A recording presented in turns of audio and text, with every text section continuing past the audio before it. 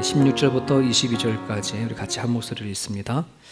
우리가 로마에 들어가니 바울에게는 자기를 지키는 한 군인과 함께 따로 있게 허락하더라.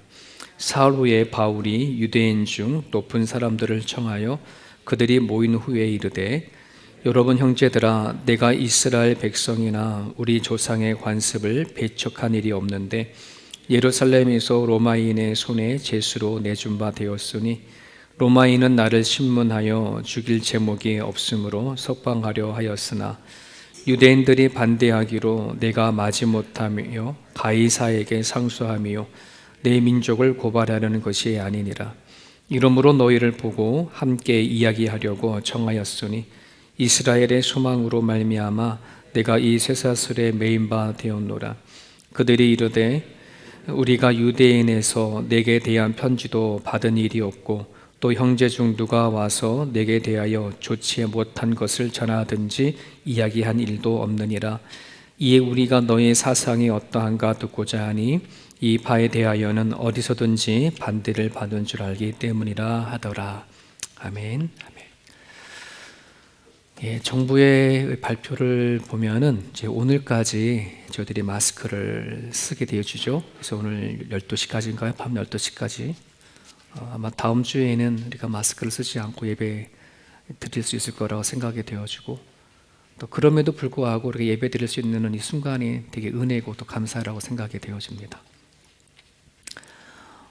그런 관계로 설교 전 찬양을 생략하고 바로 말씀을 전하도록 하겠습니다.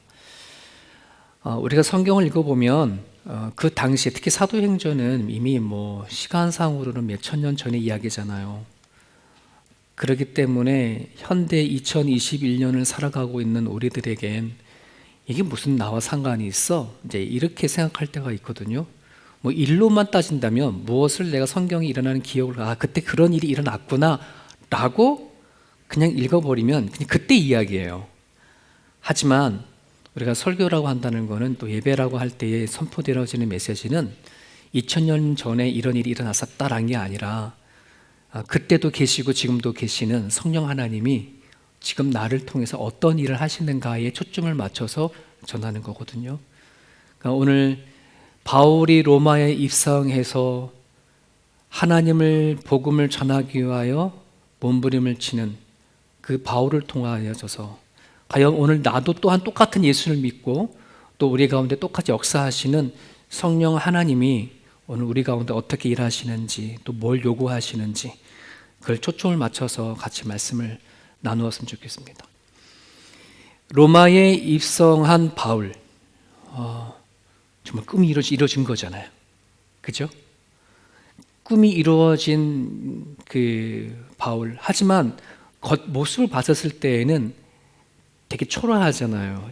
그냥 잘 입고 간 것도 아니고 뻑적지근하게 내가 복음을 주고 내가 이런 것도 아닌 제수의 몸으로 끌려서 가이사가 있는 그 법정이라 얘기해 줄 수도 있고요. 감옥이 되어 줄 수 있는 표현이지만 글로 들어가는데 겉에 봤을 때는 초라하게 짝이 없지만 이 영적인 시각으로 바라볼 때에는 여러분 드디어 이제 바울을 통해서 뭐 하는 거예요? 네, 로마를 삼키려고 하는 그 어마어마한 복음이 흘러가는 거 아니겠습니까? 그러니까 사자굴 속에 사자를 잡으러 가는 용사 같은 모습이 바울에게 있습니다. 예수를 품고 살아간 사람들은 거의 이런 모습이라고 생각이 되어집니다. 로마에 입성한 바울이 제일 먼저 한 거가 뭐냐면 3일 만에 보니까 그 17절에 3일이 지난 후에 유대인 중 높은 사람을 청하는 일이었어요. 로마에 사는 유대인들이 있었거든요. 그 중에 조금 높다라 지위가 있는 사람을 초청을 해서 뭐 하려고 하냐 그러면 본인이 이야기하려고 하는 거죠. 복음을 전하려고 하는 건데, 여러분 바울의 입장에 보게 되어지면 참 납득이 안 가요. 바울의 입장에서만 보면. 왜냐하면 그동안 바울이 1차, 2차, 3차 전도 여행을 다니는 곳곳마다 바울을 괴롭혔던 사람이 누구예요? 유대인들이거든요. 지금 로마까지 오게 된 이유도 뭐예요? 예루살렘에서 유대인들의 바울을 죽이려고 하니 그 법정까지 가게 되어지고 거기서 안 되니까, 해결되지 않으니까 어디까지 온 거예요? 로마 가이사까지 온 거잖아요. 그런 부분에서 바울의 입장에서는 유대인들이라 하면 지긋지긋한 사람이라 생각이 되어질 거고요, 조금 만나고 싶지 않은 사람일지도 모르겠어요. 지금 바울은 내가 로마로 가서 어쩜 로마의 이방인들에게 복음을 전해야지라고 하는 초점에 거기에 맞췄을 수 있을지 모르겠지만, 왜 굳이 왜 유대인들을 초청을 해가지고서는 그렇게 하나 하는 생각을 좀 하게 되어져요. 여러분, 우리가 한국에 살 때에 내가 신앙생활 할 때 도움이 되지 못했던 사람이거나 여러 가지 일을 하는 과정 가운데 부딪혔던 사람들이 있으면, 그냥 그 사람 꼴보기 싫어서 호주까지 왔다고 쳐요. 근데 호주에서 그 사람 따라왔어요. 만났단 말이죠. 그럼 만나고 싶은 사람이요, 피하고 싶은 사람이요? 당연히 피하고 싶은 사람이죠. 그러니까 바울의 입장에서는 굳이 유대인들을 만나가지고서는 충분하잖아요. 그렇게 쫓겨다닌 것도 충분하고 그렇게 복음 전하가 충분하니까 내가 뭐 로마인만 만나면 되겠다 싶은데 그러지 않았던 거예요. 바울이 네 마음에 뭐가 있을까? 그 나름대로의 유대인들에 대한 그런 선입견도 있고 편견도 있고 학이 띄어진 그 마음속으로 지금 좀 만나고 싶지 않은 그런 마음이 가득할 텐데, 지금 바울 마음에는 그것보다 예수님을 통해서 오는 궁리의 마음이 더 큰 거죠. 더 큰 거죠. 여러분, 우리 이민자로 우리 살잖아요. 이민자로 살아갈 때에 무엇이 가장 어려운가 싶으면 하나같이 다 인간관계라 그래요. 사람의 관계예요. 교회 다니기 왜 힘드냐? 인간관계다라고도 얘기를 하잖아요. 특별히 이 시드니 내 이 한인 커뮤니티는 얼마나 좁은지요. 한 집 건너 한 사람이면 다 알아요. 그죠? 우리 교회 등록하시고 새로 오신 분들 보면 꼭 한 사람에게 알잖아요. 넘어가면 다 안다는 말이죠. 자, 그러다 보니까 어떤 일이 있냐면, 내가 그 사람을 만나기도 전에 이 사람에 대해서 얘기 듣는 경우들이 참 들어있어요.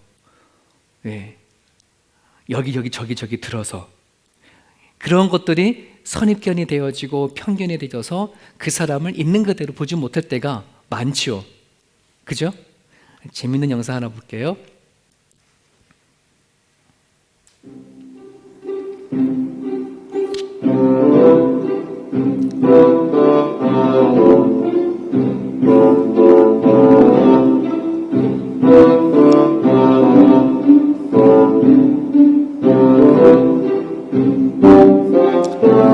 클라이언트라는 고객이 주문을 하는데, 주문을 받은 사람이 한 사람, 두 사람 걸쳐서 가인적 코드에 무엇을 기록하는지, 클라이언트는 아마 거북이를 지금 그리는데 저 끝에는 뭐가 그림이 그려지는지 보세요.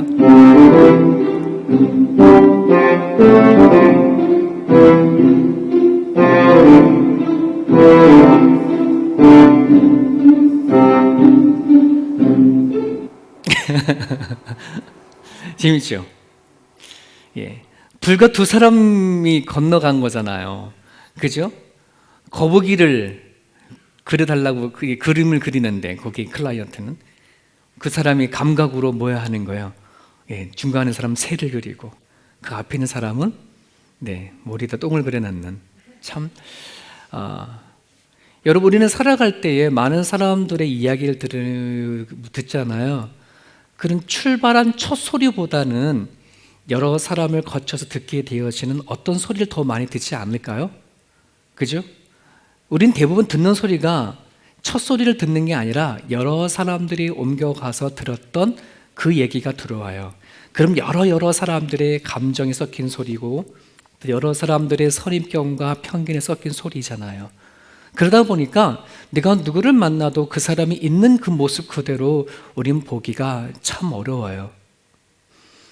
그래서 우리가 예수를 믿고 살아간다는 거에 있었을 때에는 내 안에서 떠오르는 어떤 감정이나 편입견과 선입견을 내가 누구를 가지고 대한다라고 한다 그러면 진짜 잘 대하지 못할 때가 있어요.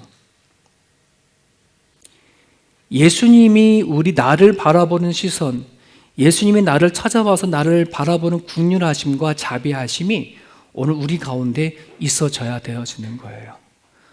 그래야 내가 누구를 대해도 그리스도의 심정으로, 그리스도의 국률하심으로 그 사람을 대해줘야지, 내 안에 그 사람을 바라보는 편견과 신학 선견으로 만드는 시선으로 바라보지 않게 되어지거든요. 이건 되게 중요한 부분들이에요. 바울도 얼마든지 유대인들을 그런 시각으로 바라버리고 안 만날 수도 있어요.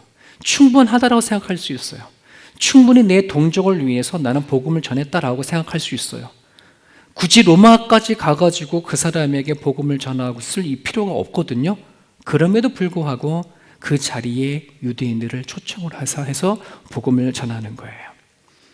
아, 이게 믿는 자의 모습이구나 하는 것을 깨닫게 되어주죠. 여러분, 오늘 우리가 믿음으로 산다고 했을 때에 그냥 단지 예수님을 하나님의 아들로 믿는 믿음으로 산다? 여러분, 이거는 사단도 아는 거예요. 예수님이 하나님의 아들이라는 사실을. 그죠? 이 믿음을 넘어선 믿음이에요. 누가복음 9장 23절에 아무든지, 누구든지죠, 나를 따라오거든, 예수님을 따라오거든 뭘 부인하래요? 자기를 부인하고 날마다 자기 십자가를 지고 나를 따를 것을 요구하시는 거예요. 우리들이 믿음의 삶이라고 한다는 것은 다른 것이 아니라 나 자신을 부인한다. 이 나 자신을 부인한다는 말은 내가 가지고 있는 권리 포기예요. 우리가 가지고 있는 권리가 있잖아요. 내가 가지고 있는 주장이 있잖아요. 바울은 자기 나름대로 갖고 있는 권리가 왜 없겠어요? 죄수이지만 자기가 싫으면 싫은 거예요. 만나고 싶지 아니하면 만나고 싶지 않은 거예요. 내가 충분히 했다라고 하면 충분히 한 거잖아요. 그걸 누가 뭐라 그러겠어요? 바울이 그 로마에 가가지고 유대인들에게 복음을 전했다 안 전했다 아무 상관이 없어요. 누가 뭐라 하지도 않아요. 그렇지 않습니까? 바울이 불편하면 안 만나면 그만인 거잖아요. 우리도 그렇잖아요. 네. 내가 누군가가 불편한 사람이 있으면 안 만나면 그만이지. 내가 안 가면 그만이고, 내가 피하면 그만이지.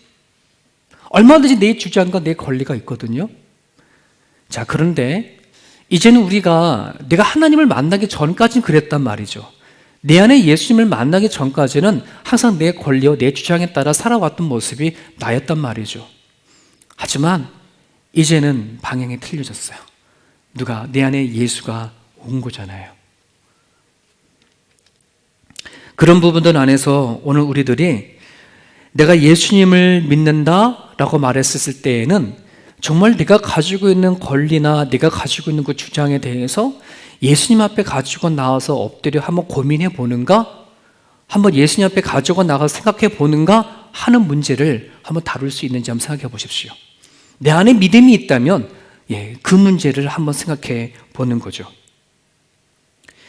여러분, 우리가 죄에 대해서 구원을 받았다라고 말할 때에 많은 사람은 그 죄가 내가 뭔가 잘못된 행동이라든지 잘못된 습관이라든지 잘못된 어떠한 것에 나는 구원받았어 라고 할지 모르지만 성경상에서 말하는 죄는 이거예요. 뭐냐면 죄는 잘못된 존재가 되어져 있는 거예요. 예수님을 만나기 전에 우리는 뭐 했어요? 다 죄인이라고 얘기를 하잖아요. 믿으시면 아멘. 네, 고백하죠. 네, 난 예수님 만나기 전에 다 죄인이었어. 뭔가 어떤 행동을 잘못했고 안 했고를 떠나서 내가 세상 사람들의 윤리와 도덕적을 가지고 내가 누구를 죽였다, 훔쳤다, 살인했다 라고 하는 수많은 범법적인 그런 행동이 아니더라도 성경은 우리를 뭐라 그러는 거예요? 다 죄인이라고 얘기하는 거예요. 왜 죄인이라고 얘기를 하느냐? 잘못된 존재가 되어져 있기 때문에. 잘못된 존재였던 거예요, 우리는. 그 잘못된 존재가 뭐냐? 조금만 글씨 볼까요? 의도적으로. 내가 온 힘을 다해서 의도적으로 하나님으로부터 독립되어져 있는 상태, 하나님과 떨어져 있는 상태, 하나님과 완전히 구분이 되어져서 나 홀로 살아가겠다라고 하는 이것이 뭐라는 거예요? 죄인이라는 거예요. 잘못된 존재가 여기 있다는 말이에요. 독립되어져 있는 상태. 그럼 나는 내가 구원받았다라고 한다는 말은 어떤 거냐면 독립되어져 있던 이 관계가 뭐 했다는 거예요? 해결이 되어져서 하나님과 같이 살게 된 걸 얘기하는 거죠. 하나님 안에 들어간 것을 얘기를 하는 거예요. 이것이 구원이라는 말입니다. 내가 어떤 잘못된 행동, 잘못된 생각, 잘못된 버릇 이런 것이 아닌 나는 이미 하나님 앞에 아무런 관계가 없던 그런 사람이었는데 이제는 하나님 나를 구원해 주셔서 하나님과 관계가 형성이 되어진 존재가 되어졌다는 것이 구원이에요. 그래서 나 자신에 대한 권리 주장을 내려놓을 수 있는 것, 아무든지 누구든지 예수님을 믿고자 한다 그러면 내 자신이 권리 주장했던 것을 내려놓고 나와 함께 살게 되어지신 하나님 앞에, 예수님 앞에 한 번 정도는 뭐 하는 거예요? 물어보고 결정한다는 거예요. 그렇게 예수님 앞에 물어보고 결정하고 했었을 때에 성령은 그 결정한 걸 통해서 뭘 하신다? 일하신다. 믿으시면 아멘. 네, 우리가 이 삶을 우리 가운데 있느냐 말이에요. 믿음의 삶. 내가 하나님을 믿지만 전혀 내가 살아가는 삶 속에서의 판단되어지고 결정되어지는 것에 여전히 하나님과 독립되어진 그런 신앙생활을 산다면 나는 구원이라는 게 아직 잘 뭔지 모른다는 것이에요. 하지만 우리 구원에 되어지는 것은 이제 예수 안에 무슨 결정을 하든지 주님 안에 결정하고 기도하고 갈 때에 성령은 그걸 아는 거예요. 그리고 그 일에 뭐 한다는 거예요? 역사하시고 일하신다. 여러분, 계속해서 말씀을 보면 바울은 높은 사람 유대인들을 모아놓고 제일 먼저 자기가 왜 예수의 몸으로 로마까지 왔는지를 얘기를 하고 있어요. 그리고 먼저 그 유대인들에게 왜 그렇게 말을 하냐 그러면 앞으로 유대인들에게 복음을 전하고 예수를 전할 건데 제수된 몸으로서 복음을 전하면 그 사람들이 바울이 말한 말에 힘을 좀 느끼겠습니까? 전혀 그렇지 않죠. 그죠? 그러니까는 바울은 지금 내가 모습은 감옥을 쇠사슬을 묶여서 제수이지만 나는 예루살렘에 있었을 때에 유대인들에게 나쁜 짓을 한 적이 없어요 라고 변명하는 거예요. 자기의 처신을 얘기를 하는 거예요. 왜 여기까지 왔는지를 쭉 얘기를 하는 거예요. 자, 그렇게 다 얘기를 하고 알아봤더니 그 모인 유대인들이 바울에 관한 이야기를 들어봤대요? 안 들어봤대요? 성경 같이 안 읽으셨나 본데? 21절에 보니까 뭐라 그래요? 로마에 사는 유대인들은 바울이 어떤 사람인지 유대인과 어떻게 다투다고 싸우고 이러다가 왔다는 소식을 전혀 모르는 거야. 들어본 적이 없는 거야. 아니, 다른 말로 말하면 예루살렘에 살던 유대인들이 로마에 사는 유대인들에게 알리지도 않았고 편지도 보내지 않았고 아무 소리 연결하지 않았던 거예요. 한편으로는 다행스러운 거지요. 바울의 입장에서는. 또 한편으로는 예루살렘에 있는 유대인들이 가지고 있는 신앙의 허수가 보이는 거예요. 지금 만약에 한번 생각해 보십시오. 정말 예루살렘에 있는 유대인이 바울이 하나님 보시기에 정말 이단자고 라고 했다고 한다 그러면 아마 로마에 있는 유대인들에게 연락을 다 해서 하나님의 적대 원수인 바울이 가니까 너네가 좀 처리해달라. 아마 그렇게 편지를 보냈을지도 모르겠어요. 근데 지금 그런 게 하나도 없다는 거예요. 왜 그럴까 하는 것을 역사적으로 보면 조금 이해가 되어져요. 바울이 그 로마에 도착하기 이미 10년 전에 그 당시에 로마의 황제가 글라디오라는 황제였거든요. 글라디오가 로마를 다스려 가는 가장 가운데 로마 안에 살고 있는 유대인들과 크리스찬들에게 서로 분쟁이 일어났어요. 다툼이 일어난 거예요. 그러니까 로마시가 떠들썩하는 거예요. 그러니까 글라디아가 열받으니까 유대인도 자기네 사람도 아니고 막 크리스찬들 어떤 다른 사상에 들어와서 얘기를 하다 보니까 유대인하고 기독교인들을 추방해 버렸어요. 그렇게 추방해가지고 쫓겨난 대표적인 사람이 브리스길라와 아굴라거든요. 자, 10년이 지났음에도 불구하고 로마의 분위기는 유대인들에게 힘을 주는 분위기가 아니고요. 그 분쟁이 일어나기 전에는 유대인들이 가지고 있는 어떤 특권 이런 것들을 대접을 해줬는데 그런 대접들이 다 사라져 버렸어요. 그리고 그리스도인에 대한 적대감들도 여전히 존재했었고 말이죠. 그러니까 예루살렘에 있는 유대인들이 굳이 바울이 간 것을 가지고 로마에 살고 있는 유대인들에게 쑤셔서 다시 분쟁을 일으키고 싶은 마음이 없었던 거죠. 없었던 거예요. 그 안에는 어쩌면은 유대인들이 가지고 있었던 권력과 그리고 로마인들이 가지고 있는 권력 앞에 그냥 자기들이 갖고 있는 신앙은 그냥 내려놓는 거예요. 반면에 반면에 바울이 가지고 있는 믿음은 어떤 믿음이냐면 알고 있었죠. 로마인들이 그리스도인에 대한 배격이 있다는 것을. 하지만 상관없었던 거예요. 지금 바울에게 두려운 건 로마의 권력보다 뭐냐면 하나님이 더 두려운 거거든요. 하나님 보고 거기까지 간 것이지, 애초부터 로마인들이 무서워서, 로마인들이 그리스도인을 배격하고 박해를 해서 그것이 무서웠었다고 했다면 이미 로마에 갈 생각도 하지 않았죠. 이것이 바로 믿음을 가진 사람이 자세의 모습이에요. 과연 우리가 무엇을 두려워할 거냐, 이 땅에 살아가는 데 있어서 무엇을 내가 무서워할 거냐라고 하는 관점이죠. 바울의 서신을 보십시오. 바울의 서신을 보게 되어지면 바울이 예수님 믿기 전과 믿은 다음에 이후에 그가 무엇을 더 두려워하고 무서워하는지를 발견하고 있어요. 예수님 만나기 전에 바울은 자기가 이루어졌던 권력과 명예와 자기가 쌓았던 업적을 잃어버릴까 봐, 빼앗길 것과 한 두려움이 더 컸어요. 쉽게 말하면 내가 건강을 잃으면 어떡하나, 내가 쌓아왔던 명예가 실추되면 어떡하나, 내가 지금까지 쌓아왔던 모든 비즈니스적인 것들이 다 무너져버리면 어떡할까, 이런 것이 두려움이 있으니까 이것 때문에 하나님을 믿었던 거죠. 하나님 도와주세요, 이런 식인 거죠. 하지만 예수님을 만나고 나서는 그 두려움이 상관이 없어졌어요. 정말 두려운 거는 내 건강이 잃어버릴까의 두려움이 아니고, 내가 쌓아왔던 것을 잃어버릴까 하는 두려움이 아니라 하나님을 잃어버릴까라는 두려움이 더 컸기 때문에, 하나님에 대한 만남이, 하나님과의 사랑의 관계가 너무너무 큰 것을 깨닫게 되어졌기 때문에 이제 그 두려움의 무서움이 어디로 옮겨진 거예요? 하나님에 대한 두려움으로 옮겨진 거예요. 그러니 자기가 이 땅에 살아가는 데 있어서 삶과 역경과 환경에 아무런 개의치가 않는 거예요. 하나님만 있으면 돼요. 이게 바울의 믿음이었어요. 여러분, 우리들의 믿음은 어떨까요? 저와 여러분 믿음은 어떨까요? 하나님이 더 두려운가요? 내가 쌓아왔고 잃어버린 것이 더 두려운 건가요? 하나님이 정말 두려우길 바랍니다. 자, 그런데요, 이 두려움에도 두 가지 두려움이 있어요. 하나는 잘못된 두려움이 있고요, 하나는 진짜 두려움이 있는데요, 그것을 결정하는 것이 뭐냐 그러면 하나님과 사랑의 관계가 있느냐 없느냐의 두려움이에요. 하나님과의 사랑의 관계가 없는 두려움은 그냥 무서운 거예요. 종종 그리스도인들 가운데 그런 사람들이 있어요. 하나님은 그냥 무서운 거예요. 내가 하나님 앞에 뭐 하지 않으면 뭐 하실까 봐, 뭐 예배 드리지 않으면 예배 드리지 않은 것 때문에 뭐 할까 봐 두려운 거고, 내가 옳게 살아가지 아니하면 잘못 살은 것 때문에 하나님께서 혼내실까 봐 두려운 거고, 내가 쌓았던 가진 거 건강을 뺏어갈까 봐 두렵고, 그잖아요?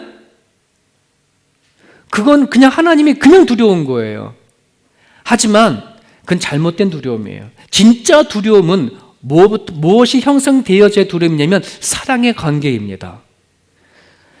여러분, 아이들을 붙잡고 보면은요, 아이들에서는요, 아이들 강도가 무서워, 엄마가 무서워, 살인자가 무서워, 아빠가 무서워 라고 말하면 얘네들은 진짜 그냥 무섭다고 하는 사람 누굴까요? 강도가 살인자일 거예요. 하지만 얘네들이 진짜 더 강도와 살인자보다 더 무서운 게 누굴까요? 엄마, 아빠예요. 왜? 사랑의 관계이거든요. 강도가 죽든 살인자가 죽든 아무 문제가 없어. 얘네들한테는 아무 관계가 없기 때문에. 하지만 엄마가 죽고 아빠가 죽는 문제는 얘네들은 무엇보다도 더 무서워하는 거잖아요. 그 무서움의 얘기를 말씀은 어떤 건지 아시겠어요? 하나님을 정말 사랑의 관계가 되어져야 진짜 사랑의 그 두려움의 대상이 된다니까요. 성경에는 하나님을 경외하라 했었을 때 하나님을 두려워하라 하잖아요. 그 두려움은요, 하나님의 사랑을 정말 가져야지만 하나님에 대한 두려움이 생긴다는 것이에요. 제가 제일 무서워하는 사람이 제 아내예요. 아내가 무서운 거예요. 무서우면 뭐가 될까요? 내가 바뀔 수 있어요. 근데 단지 그냥 무서워서 바뀌면 나쁜 거고, 사랑의 관계이니까 뭐 하는 거예요? 무서우면 내가 바뀔 수 있어요. 사랑하는 여러분, 혹시 내 남편이 안 바뀐다, 내가 아내가 아무리 이거 해라 저거 해도 안 바뀐다 말하게 되면 아내가 안 무서워서 안 바뀌는 게 아니고요, 약간 덜 사랑해서 그래요. 사랑하면 뭐 하는 거예요? 바꿔올 수 있어요. 다 아닌 것처럼 그렇게 보는데 한번 해보세요. 정말 남편을 사랑하고요, 아내를 사랑하면요, 뭐 한다? 바뀐다. 왜 안 바뀌냐? 안 사랑하니까 안 바뀌는 거예요. 진짜 사랑하면요, 바뀌어요.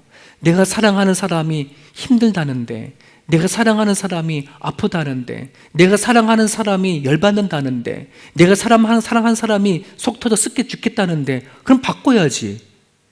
그럼 안 바뀌면 안 사랑하는 거예요. 근데 왜 바꾸는 거예요? 무서우니까. 사랑해서 무서우는 거예요. 이 관계를 이해하시겠어요? 예, 여러분 뛰어난 것입니다. 믿음으로 산다는 건 하나님을 사랑하기 때문에 하나님이 두려운 거고, 그 두려움이 내가 바뀌는 거예요. 여러분, 하나님 때문에 바뀐 것 있을까요? 네. 하나님이 정말 두려워져서 여러분이 살아왔던 것이 버려야 되겠다, 바꿔야 되겠다 라고 하는 것이 있을까요? 여러분이 뭔가 잘못된 길을 가고 있는데, 뭔가 다른 하나님 보시기에 안 좋은 일을 하고 있는데, 그치, 이 문제에 대해서 하나님 앞에 좀 뭔가 고민하고 이걸 해야 되나 말아야 되나 라고 하는 그 흔적이 있을까요? 그 사람은 하나님 사랑하는 거예요. 믿고 있는 거예요. 자, 바울이 초대해가지고서는 복음을 전하는데, 그 유대인들이, 복음하기 전이네요. 바울이 초대한 유대인들이 21절에 보면 바울에 대해서 이렇게 말합니다. 우리가 너희 사상이 어떠한가 듣고자 하니, 이파, 예수파를 얘기하는 거예요. 이파에 대해서는 어디서든지 반대를 받는 줄 알기 때문이라. 이게 무슨 말이에요? 지금 유대인들을 초청해가지고서는 복음을 전하려 하는데, 그렇지 않아도 유대인들이 궁금했었던 거예요. 누가 예수파에 대해서.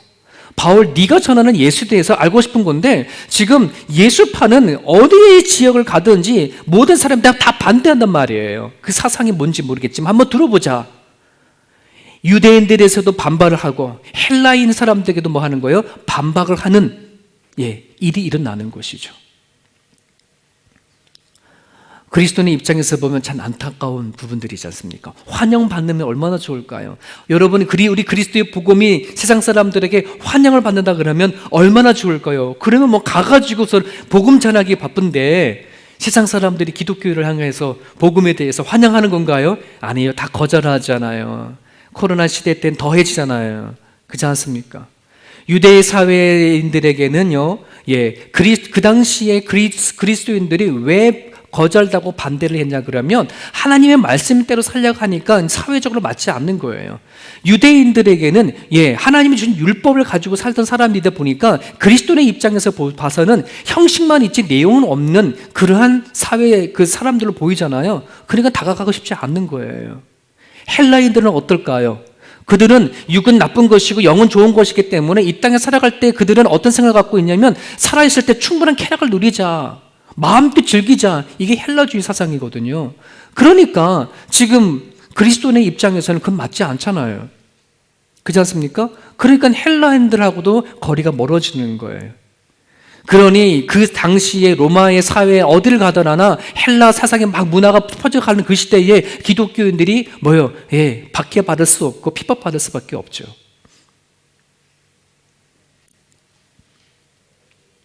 여러분, 오늘 우리가 이 세상 살아가는데 내가 하나님을 믿고 살아간다는 거 쉽겠습니까? 어렵습니까? 네, 어려워요. 쉽지 않아요. 여전히 오늘 살아가고 있는 이 세상도요, 내용보다는 형식을 요구하는 그런 세상 속에 살아가잖아요.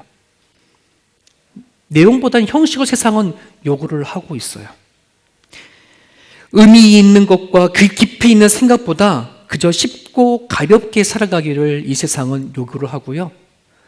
어렵게 땀 흘려서 일하는 것보다 아주 쉽게 돈 벌어서 쉽게 높이 올라가는 것을 성공으로 생각하고 출세라고 생각하는 시대 속에 살아가고 있어요. 우리가 늘상 눈에 보이고 귀에 들려지는 것들은 너무나도 달콤한 것들이 너무나도 많아요. 우리들의 오감을 자극하는 것들이 얼마나 많은지 모르죠. 여러분, 한국 TV 보십니까? 여러분, 한국 TV 보시면 우리들의 오감을 자극하는 것들이 얼마나 많은지, 특히나 요즘에는 먹는 프로그램이 얼마나 많은지, 여기 방송 저기 방송 다 틀어봐도 다 먹는 것들이에요. 여행을 하더라도 끝내는 먹는 거로 끝나고요. 얼마나 잘 먹느냐, 얼마나 잘 놀러 가느냐, 얼마나 캠핑을 잘 하느냐. 그거 TV로 보는 사람들이 다 어떨까요? 나도 저거 먹고 싶고 저거 가고 싶고, 근데 나는 가지 못하니까 다 먹고 잘 놀고 하는 것이 다 뭐가 됐어요? 목표가 되어지고 비전이 되졌어요.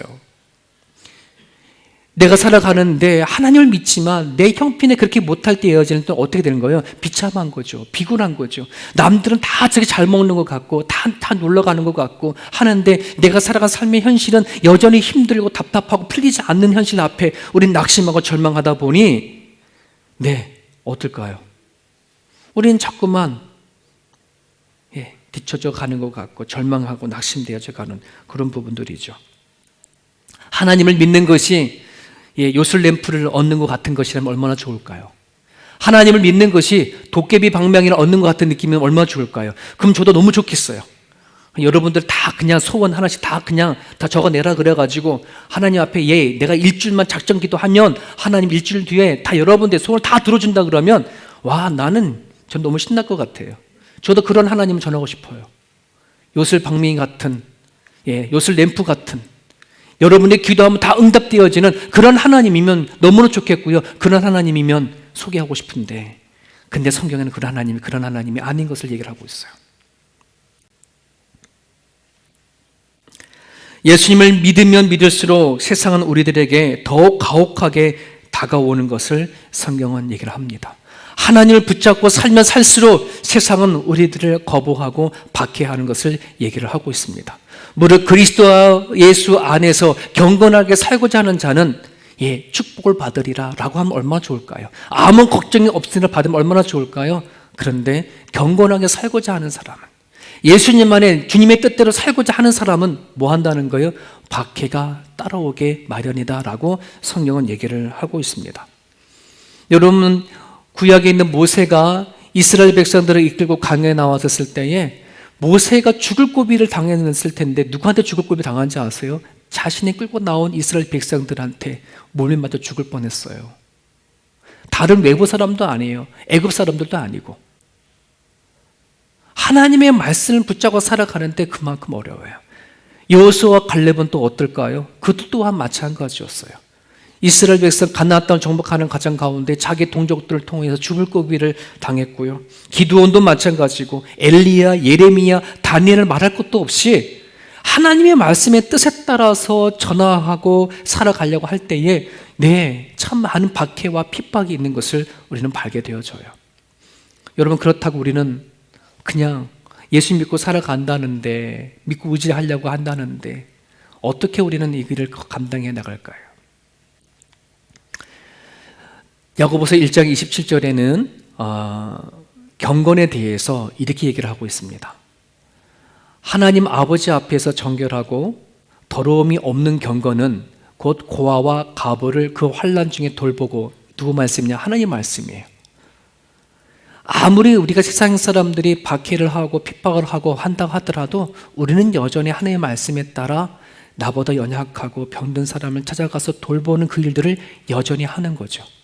또 자기를 지켜 새 속에 물들지 아니하는 하는 그것이라, 나를 지켜서 새 속에 물들지 않기를. 새 속에 세상적인 것들은 계속해서 우리에게 눈에 보이는 것을 요구하고 추구한다 할지라도, 쾌락을 요구하는 삶을 요구한다 할지라도 나는 뭐 하는 거예요? 하나님 앞에서 내 새 속에 물들지 않기를 몸부림을 치고 살아가는 것. 누구 때문에? 하나님 때문에. 내 안에 계신 하나님 때문에 우리는 그렇게 살아가는 것이에요. 세상 사람들이 기준에 따라 살아간다 하려고 하면 왜 못 살겠습니까? 그렇게 살아갈 수 있죠. 하지만 우리는 누구를 믿는 거예요? 예수 그리스도를 믿는 거 아니겠습니까? 신을 믿는 것이라고 하는 이 짧은 글을 쓴 사람이 있는데요. 같이 한번 읽어볼까요? 시작. 아무런 열정도 없고 믿음의 갈등도 없이, 그리고 의심도 없이 믿는 것은, 심지어 좌절도 없이 신을 믿는 사람은 신을 믿는 것이 아니라 그는 다만 신에 대한 생각을 믿고 있을 뿐이다. 내가 신에 대한 생각을 갖고 있고 그 생각을 믿을 뿐이다. 무엇이 없이 믿는다고 한다면, 아무런 열정도 없이, 믿음의 갈등도 없이, 내가 의심도 없이, 좌절도 없이. 여러분이 하나님을 믿으면서요, 여러분, 우리는 자연스럽게 이것이 만들어져요. 이 세상에서 믿음을 갖고 살아가다 보면은요, 안 부딪힐 일이 없어요. 근심 안 해야 안 할 것이 없고요. 고민하고 낙심되고 절망의 일들이 많아요. 여러분, 정말 내 안에 진짜 예수를 믿는다면요, 예수님 안에 고민하셔야 합니다. 여러분 가운데에 혹시 내 자기 권리를 포기 위한 고민, 내가 가지고 있는 주장이 있고 내 뜻이 있는데 하나님 앞에 과연 이 뜻이 맞을까 하는 그런 고민이, 갈등이 여러분들 가운데 있다면 여러분들은 지금 잘 믿고 있는 거예요. 잘 안 믿는 게 아니라 잘 믿는 거예요. 네. 내 나름대로 하고 싶은 것이 있고 내가 하는 원신이 있는데 하나님을 자꾸 눈치 보고 막 그러면 잘 믿고 있는 거예요. 하나님에 대한 두려움으로 주춤하는 삶이 있다면, 삶의 현장에서 내가 막 살다 보니까 하나님과 좀 약간 벗어진 느낌이 들어요. 그럼 이건 아니지. 멈춰야 될까? 어떻게 될까? 나름대로의 그런 고민이 있다 그러면 여러분 잘 믿는 거예요. 세상에 물들지 않도록 여러분 몸부림을 치려고 한다 그러면, 순간순간마다 삶이 힘들어도 하나님 안에 의미를 찾으려고 몸부림을 치려고 한다면 여러분 하나님 잘 믿고 있는 거예요. 내가 예수를 믿는다는 건 그냥 살아계신 하나님이 존재하는 것만 믿는 게 아니고 오늘 내 안에 나와 함께 동행하시는 그 하나님과 날마다 상의하고 고민하고 하나님과 뜻을 합치려고 애쓰며 가는 거예요. 그리할 때에 성령 하나님은 여러분에게 그 고민과 갈등과 그 몸부림이 반드시 일한다는 사실을 기억하셨으면 좋겠습니다. 주신 말씀 붙잡고 같이 기도하죠.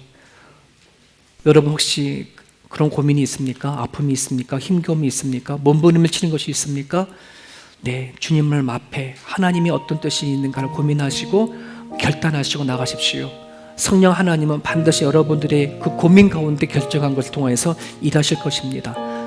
여러분의 눈물을 성령 하나님은 기억하시고 여러분의 안타까움을 가지고 기도하는 것에 응답하셔서 하나님은 여러분들이 살아계시고 일하시는 것을 반드시 드러내실 것입니다. 하나님은 숨는 자가 아니십니다. 드러내시는 분이십니다. 하나님은 감추는 자가 아니라 드러내시는 분이십니다. 여러분의 답답하고 힘든 것을 예수님 앞에 기도하셨으면 좋겠습니다. 기도하겠습니다.